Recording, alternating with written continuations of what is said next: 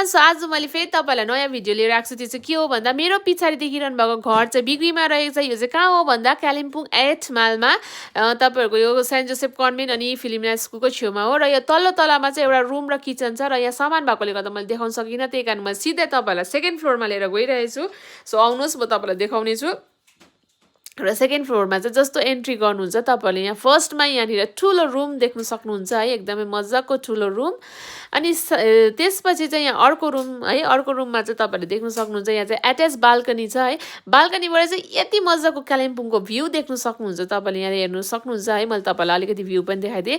यहाँ चाहिँ toilet bathroom पनि एट्याच छ। र त्यसको पछि नेक्स्ट रुम है, नेक्स्ट रुममा पनि यहाँ देख्न सक्नुहुन्छ टोइलेट बाथरुम एट्याचै छ। र नेक्स्ट रुम पछि यहाँ फेरि अर्को थर्ड रुममा लिएर गइरहेको छु। थर्ड रुममा पनि यहाँ रुम अनि टोइलेट बाथरुम यहाँ पनि एट्याचै छ है। त्यसपछि फेरि यहाँनिर देख्न सक्नुहुन्छ किचन अनि डाइनिङ हल ठुलो बडे मजाको यहाँनिर देख्न सक्नुहुन्छ। र किचनमा पनि तपाईँले किचनको छेउमा पनि एउटा रुम छ है। यहाँनिर चाहिँ लाइटको प्रब्लमले लाइट झिलिक भएकोले गर्दा म रुम राम्रोसँग देखाउन सकिनँ।